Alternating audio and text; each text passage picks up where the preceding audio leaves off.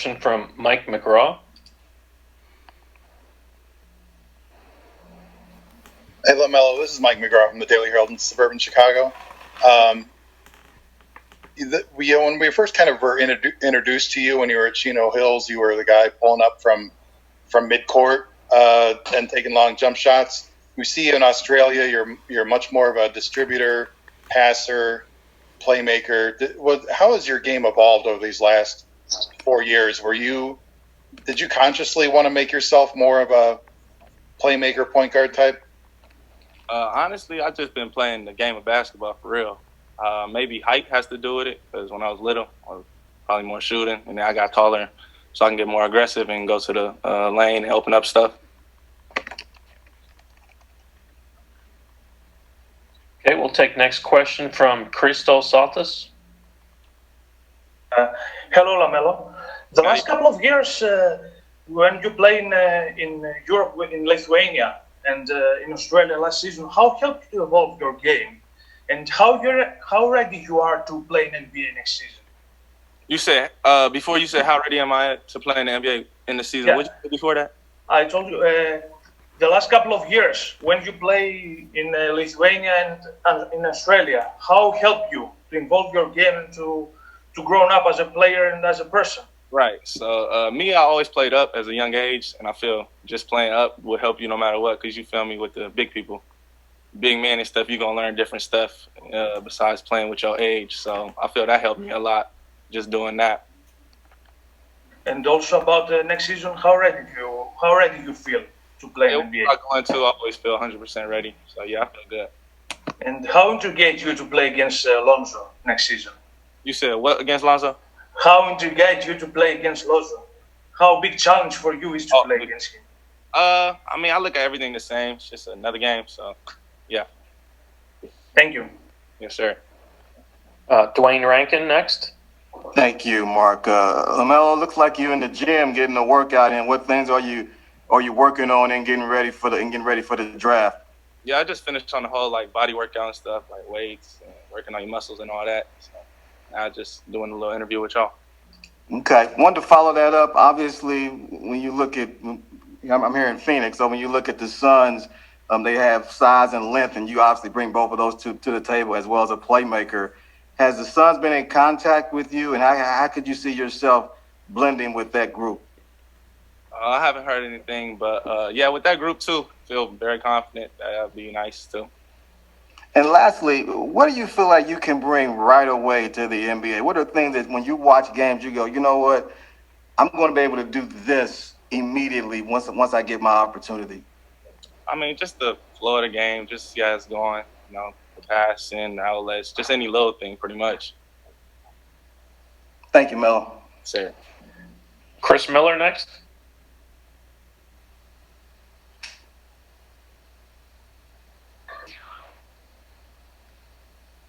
Chris, go ahead. Chris Miller. Oh, Chris Miller. All right, Chris Fedor. Hey, LaMelo, thanks for doing this. I'm here in Cleveland. Have you had any contact with the Cavs, or do you plan to have any contact with the Cavs? And would it be less interesting for you to go to a team that has spent so much capital on guards in recent years? I don't think I have any convo with them. And no, like I said, any team, I give my best. I'm cool with anything, for real. To follow up, how do you feel like going to Australia and working on your game there helped you? Honestly, I feel like that helps a lot. And I feel like that's how I am now with, any team that picks me, I'm good. Because just being over there, it's just a whole different world, Something you got to see. And then even with Lithuania, been through that too. So it's just a whole lot of stuff I've been through to make me who I am today. Okay, well, if we could also try to limit it to one question so we can get to as many people as we can, I'd appreciate it. We'll go to Sam Purley next. Hey, LaMelo, thanks for joining us. Obviously, after the draft with Hornets.com, obviously after the draft lottery played out, Hornets moved into the top 3. Have they been in contact with you? And is that a team that, an initial reaction you could see fitting in with potentially? Once again, I don't know. And definitely feel like I could fit with them too. Any team. Thank you. Yes, sir. Alex Kennedy next.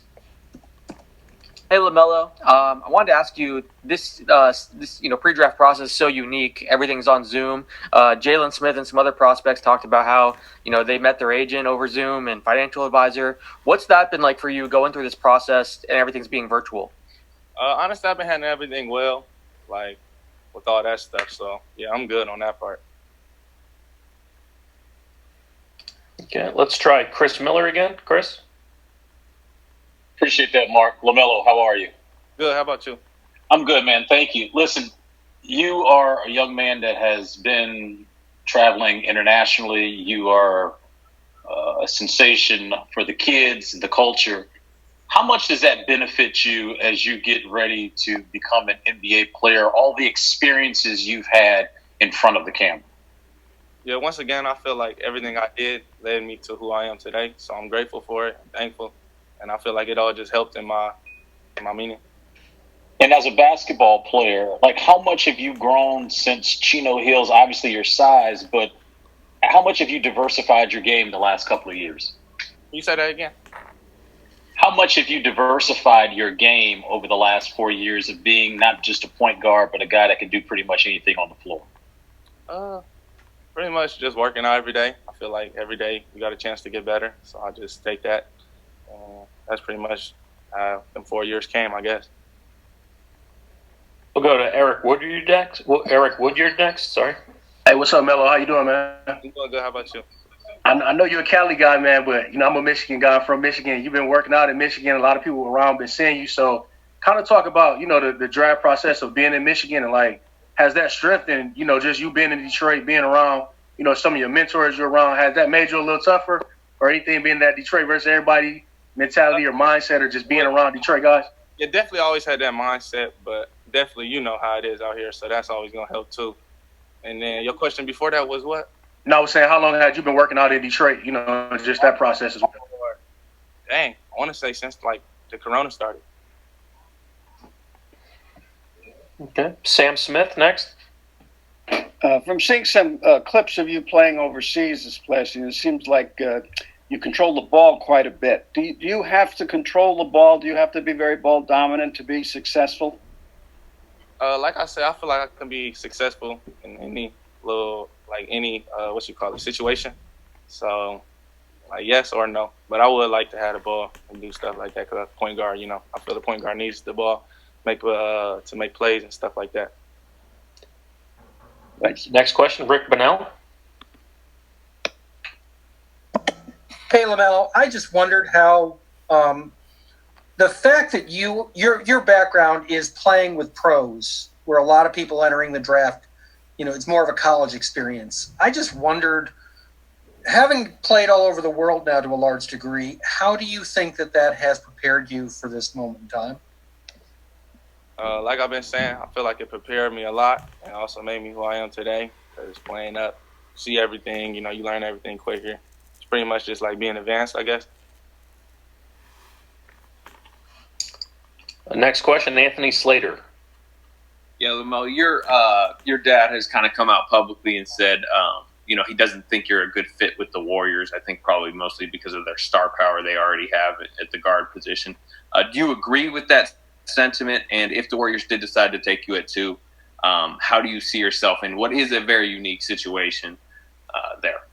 Well, I'm my own man. He his own man. So he has his opinions, I have mine. And like I said, I feel like I can play on any team, do good anywhere I go. So anything that happens, I'm positive. What do you think about the fit next to Steph, particularly? Now, like I said, anywhere is great fit. I mean, it's the NBA. You put me with good players, I feel like it's even going to be better. Leo Sun next, thanks. Hey, LaMelo, with your size and ball skills, you find yourself in a position to play multiple positions. So what position do you feel like you'd be able to play best to utilize your talents? And have you taken any recent measurements lately on your wingspan and height? Point guard, and not recently. Steve Kyler, go ahead. Melo, you're going to be part of a draft class that's there's no precedent to it. No draft process where you don't get to go and meet with the teams. You're not going to get a summer league. mean, obviously you kind of live this with both of your brothers in terms of all these visits and just how the draft goes. How are you going to be ready when the season ultimately starts, and how are you dealing with kind of the unknown of all of this? The draft dates move, and maybe the season will start this, maybe the season won't start that. How are you dealing with this being kind of its own unique thing? I think I'm dealing with it real well, and I kind of like how it's just like first time we ever seen it, and it's all unique because I feel like I'm like that too. So I feel like it's all something new. Thanks, LaMelo. Yes, sir. Omari Sankofa, you're next. Hey, LaMelo, two-part question. One, have you interviewed with the Pistons yet? And then two, obviously Jermaine Jackson is from Detroit. How would you describe your relationship with him and how that relationship got started?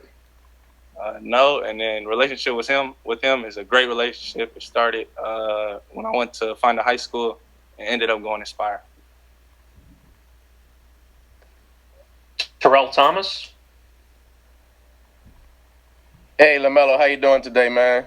Good, how about you? We see you working out right now. As we all know, you're slated right now to be a top 3 pick, maybe the number 1 overall pick. When you are working out, we know a lot of different athletes and entertainers have shouted you out over the last 3 years. What do you listen to? What's been keeping you focused throughout the pandemic? You mean music? Yeah. Gunna, Young Thug, Drake, Lil Baby, pretty much everybody, all the mainstreams, Future, Babyface Ray, Baby Smooth. It's a lot of people I listen to. I'll be having music around all day. Thank you. Yes, sir. Kaitor Ficini. LaMelo, if you're going to compare to yourself with a player from the NBA's past, who would it be? And a present player, which player do you see yourself playing the similar style? Oh, see, I just heard compare.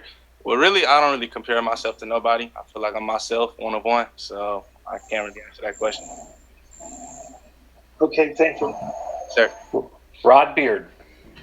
Hey, LaMelo, with this being such a point guard heavy draft, what sets you apart? What distinguishes you for teams with your point guard abilities? What sets you apart as a point guard in this point guard heavy draft? What sets me apart? Yeah. Pretty much just being myself, I feel like. On the court? On the court. What sets me apart? Well, I feel like we just... Next, we'll go to Eddie Delgado. Hi, LaMelo. How are you? A lot of people compare you with your brother, Lonzo Ball. And my question is, do you think that comparison is fair? Or do you think that you don't have to compare to anybody? I definitely think it's fair. I mean, just because it's my brother. But what was your question after that? That you think is that comparison is fair, or do you think that you don't have to be compared to anybody? Oh, yeah, definitely I would go with the second one. Thank you. Sure. Christian Clark. Hello, Mel. This is Christian Clark in New Orleans. I was just curious, what has Alonzo told you about adapting to the NBA, having gone through this process before? Really, I can't really... Wait, if you say it like that again, can you say it again? What has Alonzo told you about going through this process? Going through this process, he just said, pretty much just be yourself, you know. He pretty much talks to me every day, so it's a whole lot of stuff. You know, I'll be forgetting. James Eichenhofer. Hey, this is Jim from New Orleans. I had kind of a similar question about your brother. You may have actually just answered this, but what do you think is the best advice that he's given you, whether it's preparing for the draft that, like you are right now, or just advice about what life is going to be like in the NBA for you? Yeah, like I said, he gives me a lot of little hinters, so it's kind of hard to break it down to just one. Chris Hine. Hello, Mello. I work for the Minneapolis Star-Tribune. I'm wondering if you've had any contact with the Timberwolves, any talks with them throughout the process about potential pick. And if you are pick number 1, how would you envision you and Russell potentially playing together in the same backcourt? At the end, you was like breaking up. I didn't hear the end part. The second part was, how would you envision you and D'Angelo Russell potentially playing together in the same backcourt if the Timberwolves take you number 1? Definitely feel like that would be a nice fit. And like I said, once again, I feel positive everywhere I go. I feel like I can make a good impact anywhere I go. Have you had any conversations with the Timberwolves? I don't know. Thank you. Mike Vorkunov? Hello, how's it going? Good. Just a two-part question for you. One, have you spoken with the Knicks during this interview process? And two, what do you think teams are trying to find out about you as you're talking to whichever team you talk to? Yeah, and then for the second part, you was breaking up too. What do you feel like teams are trying to find out about you as you interview with them during this interview process? I feel like just trying to get to know me, because it's a whole lot of stuff out here that just doesn't really, you won't even know if it's me or not. So pretty much just getting to know me, I feel like. What is that stuff you think you don't know if they don't know if it's you or not? Huh? You were saying there's a lot of stuff that you don't even know if it's you or not. What is that stuff? Oh yeah, I'm saying with like all the stuff in the media and stuff on how I am, and just pretty much just they want to know me. And that's what the Knicks asked you about as well? Yeah. Thank you. Yes, sir. Norman Seawright? Hey, LaMelo, also up here from Minneapolis. My question for you a little different. Obviously, draft day being all on Zoom, being all online and everything. When it comes to a draft day fit, have you thought about what you'd wear, or is it something you'll plan when you get closer to the day? Yeah, definitely plan when I get close there. I haven't even thought about none of that. Thanks. Yes, sir. Case Frederick from Minneapolis again? Hey, LaMelo, just wondering, with the Timberwolves having the number one pick, is there something, would it mean something special to you to be number one? Do you value that at all, the chance to be the number one pick? Yeah, ever since I was little, like when you do little projects and stuff, that was one of my goals, go to the NBA, be number one pick. So, yeah. Thank you. Chico Nation? Hey, LaMelo. You had a great year in the NBL in Australia. Obviously, making the move like that has a little bit of risk, and it worked out for you. But going into that decision, was there any doubt in your mind that it might not work out for you or that the move might backfire? No, definitely not. Like I said, anything I go into, I'm always positive, always looking at the best outcome. So I feel great doing it. And once you make a move, finish it. So, yeah. Thank you. Yes, sir. Okay, LaMelo, just a few more to go. Christo